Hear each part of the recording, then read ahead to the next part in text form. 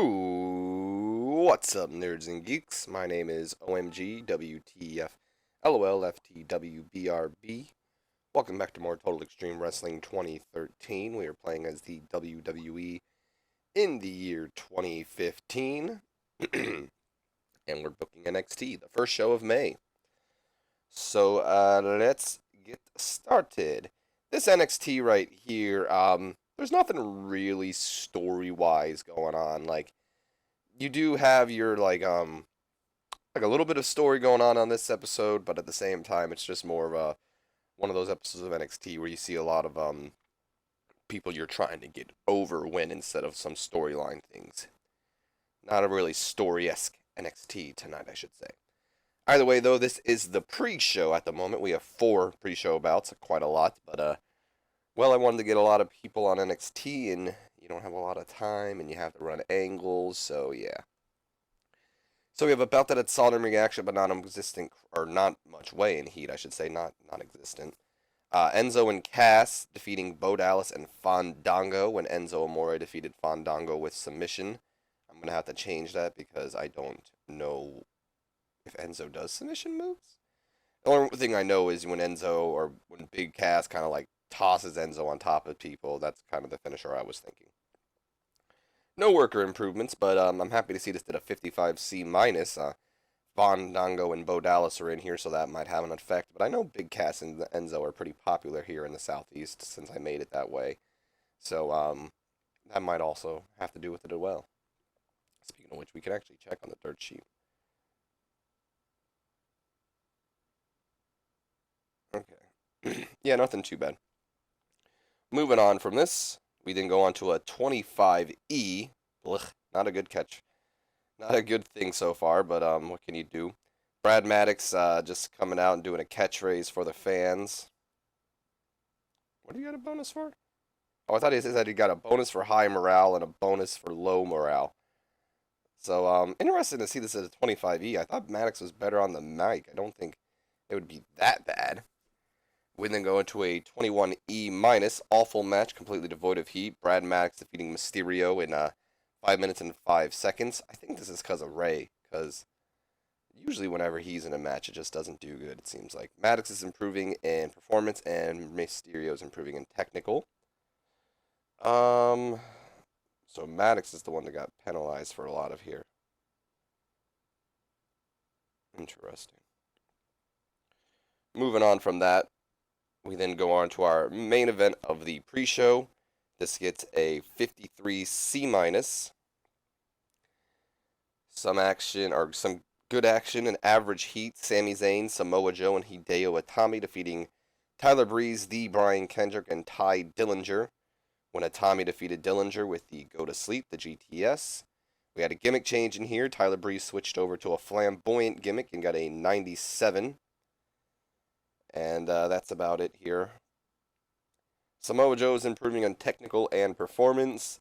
Sami Zayn is improving in performance, and the Brian Kendrick is improving in performance skills.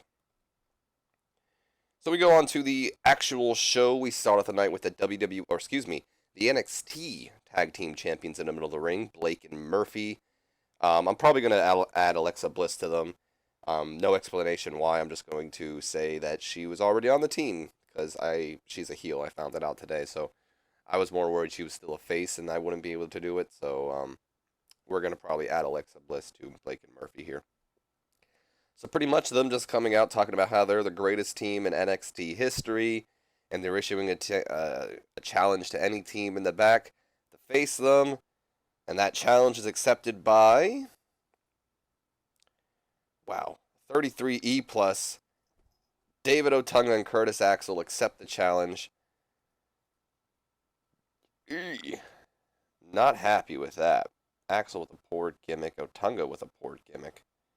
Jeez, I'm going to have to check you both out after this. Otunga and Axel. And yes, for those wondering, I did do something to Cesaro's gimmick. So that's why I erased that. This is going to be an interesting match because it is going to be heel versus heel.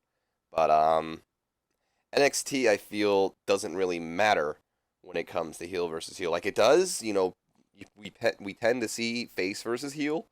Or, what am I saying?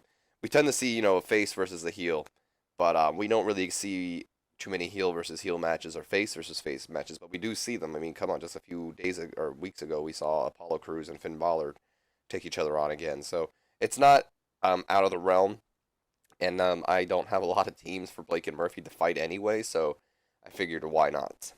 So solid in ring action. Oh, wow, I could not pronounce that word for my life. Solid in ring action, but non-existent crowd heat. Blake and Murphy defeating Otunga and Axel when Blake defeated Otunga with the drop. And that's the third defense of their tag team titles. We then go on to a backstage segment where it's just Enzo and Cass. They're cutting a promo pretty much saying, you know what, dubstep dudes or whatever you want to call them, dorks, dubstep dorks. That's what they would call them. Don't even waste your breath next week because we're already accepting the challenge. Next week, Blake and Murphy versus Enzo and Big Cass. So pretty much, just a way to kind of promote that next week on NXT that we are going to see another tag team title match. This might be the main event. I don't know exactly. Probably not, to be honest. But Enzo and Cass versus Blake and Murphy next week on NXT. We then go on to another backstage promo where Talia Sky is just cutting a generic promo, not about her opponent or a Charlotte or Banks. Pretty much saying that now she's in NXT and it starts now, something like that. Low momentum. Okay. We then go on to that same match, a 40D minus. This is how I found out Alexa Bliss is a heel. And this is also explain why Bliss wasn't by the side of Blake and Murphy. She was in action later tonight, so she wanted to focus on that. Solid in-ring action, but non-existent crowd heat. Talia Sky defeating Alexa Bliss in 6 minutes and 35 seconds with the double knee backbreaker. So let's see where we had here. Holding back for Talia, and Alexa was penalized for quite a lot here. She got a negative crowd reaction. I'm not happy with that. I don't know why she would get a negative crowd reaction. Not Colexa or whatever the hell I was spelling.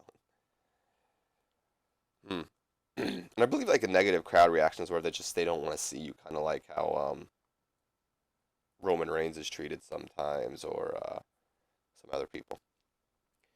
We then go on. How the hell does that make sense? I'll get to it in a second. 59C, Alex Riley backstage, promoting the main event later tonight where it'll be him versus Finn Balor. Alex Riley is a heel, so I decided just to stick with that. I liked what I saw from Alex Riley on, I forget which episode of NXT it was recently, but he turned heel and it was like, like he was saying how they promoted Sami Zayn's return, but nothing about me or something. And I really like the kind of bitter gimmick he kind of has right now, and I'm gonna kind of go with that kind of same Alex Riley in NXT, where he's just kind of gonna be it might be like Tyson Kidd was in NXT maybe, where he's just gonna be very bitter and angry, like all these people are getting these shots and I'm just getting passed by. Well, Finn Balor, he hasn't proved anything in NXT, and he's getting an NXT title match. No, no, no, no, no. He needs to prove himself, and he pretty much is just pissed that, someone like Finn Balor can come in and get a title shot when he's been here for so long, and he doesn't get a title shot. Alex Riley did perform poorly in this segment, which is like, I don't understand how, but he got his 59C. It's not a bad thing if you ask me. Okay, whatever. We then go on to the main event match that gets a 65C. Some good action, but not much weighing crowd heat. I don't know why I want to keep saying non-existent crowd heat. Finn Balor defeating Alex Riley in 11 minutes and 51 seconds with the flying double stomp, the coup de grace, and his performance stood out as being good. Alex Riley's improving in Rumble, technical, and performance. So let's see what we got out of this. Alex Riley got a bonus for going all out. I've actually never seen someone get a bonus for going all out, so I'm still confused how all out works. Sometimes it's like, they got penalized for going all out, or they got a bonus, whatever. Riley's stamina. What? Oh no, I'm going to have to improve his stamina if that's something, because Alex Riley does not have poor stamina. And then as Finn Balor celebrating, Kevin Owens comes out. I just spoiled the main thing. This was supposed to be before the main event. Grrr. Whatever.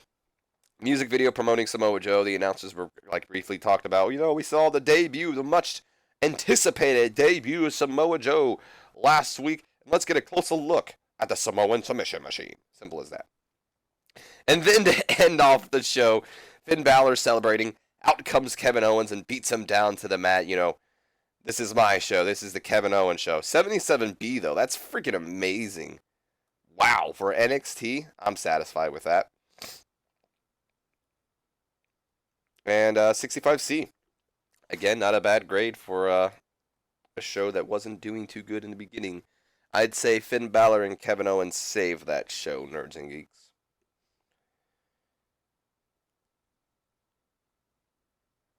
Nikki Storm.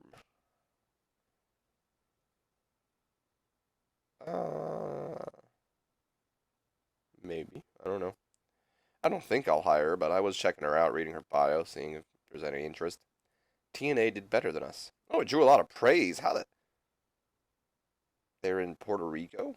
How did they draw a lot of freaking praise in Puerto Rico?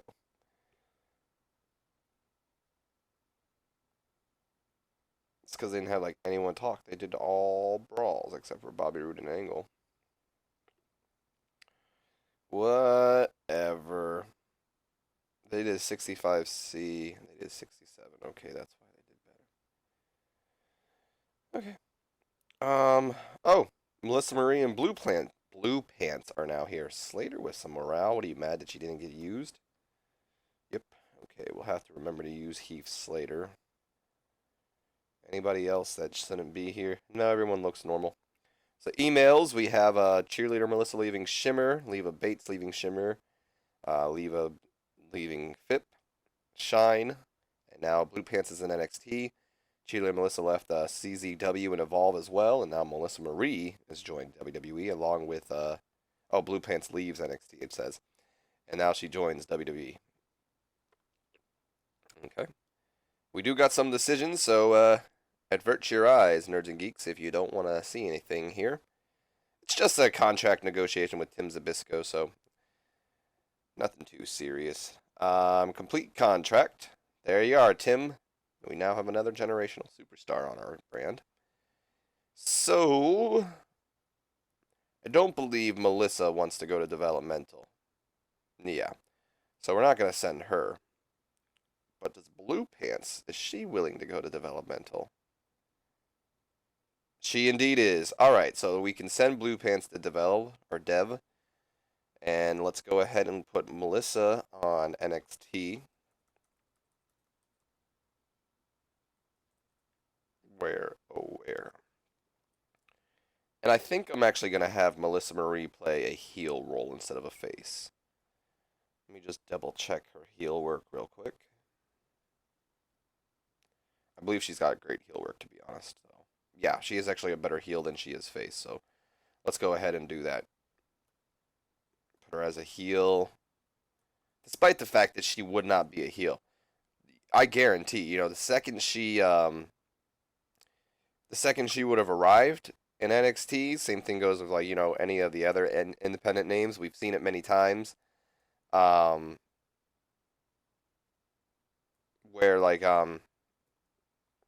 Egomaniac sounds fun. Where it's pretty much, they're people know them already, so they're gonna go crazy for them already. Simple as that.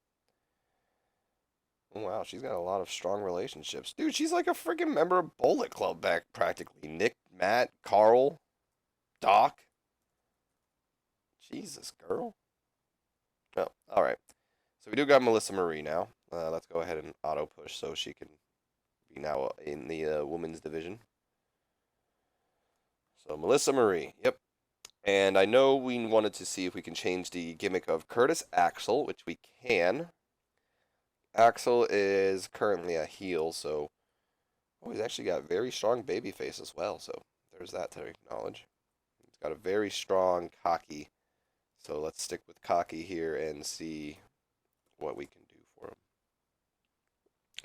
See, I think, yeah, he went with the D plus one, which was not going to do good at all. We can do Gen Next, which definitely will do good. So let's go ahead and do that. Gen Next. There we go. And then I think for David Otunga, I'm going to do Harvard Snob if I'm able to. He's got a lawyer. Oh, God, what a horrible fucking gimmick. Yeah, he's really good and cocky, so let's go ahead and just give him the Harvard Snob. There we go. And that should help David Otunga. Jeez, I'm so sorry, Dave. And then Alexa Bliss, who's got a legitimate athlete gimmick. Ugh, I don't think so. She's average everywhere else, so I think I'm gonna go with a cocky gimmick as well for her, and just kind of see if like there's a bitch or something. Or we could do Demanding Diva. Yes, because that makes perfect sense. She's got Blake and Murphy. Demanding Diva, hell yes. So let's go to Blake real quick. I think Blake's got a freaking cowboy gimmick, but it's got a 99 on it. It wasn't a 99 either. It's just a 99 now because he's a heel. So don't know why. He's very strong and brute. So there's that, I guess. We wanted to assign Alexa Bliss to both Blake and Murphy. So there's Alexa Bliss and then Murphy. His old school face gimmick. I can't change it yet. Somehow, though, with an old school face gimmick, he has a 69 on that. So there's that. Assign manager, save. The only thing is I think if I send Alexa Bliss down, it's not going to stay that way. Speaking of sending people back to... we can do that off camera. I think I've done everything I've really wanted to. Hi, Kat. Thanks for getting in my face.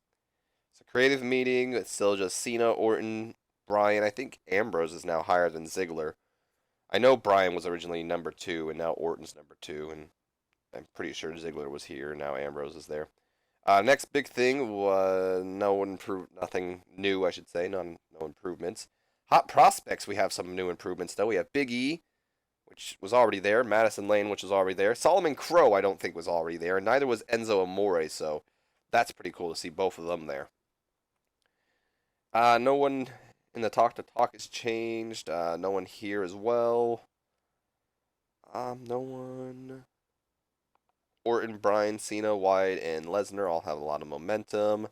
Taker, Otunga, Charlotte, Brad Maddox, and Zack Ryder don't. Taker, Sting, Kane, Victoria, and Sin Cara on a time decline. And as for our hidden gems, nothing new. So that's going to do it for this episode. I just want to check the storylines before we end it off. Kalisto and Sin Cara is just still the same. Kevin Owens and Finn Balor is doing better than some of my actual main roster story. Actually, it is doing better than majority of my main roster storylines. I mean, only ones that are doing better is Daniel Bryan and freaking Cena. Okay. Oh wait, Rusev and never mind. Alright, Nerds and Geeks, hope you guys have enjoyed. If you have, do me a favor, leave me a comment, a like, and subscribe if you have not already. As always, my name's been OMG, WTF, LOL, FTW, BRB, and I'll see you guys from Monday Night Raw. So until then, have a wonderful day.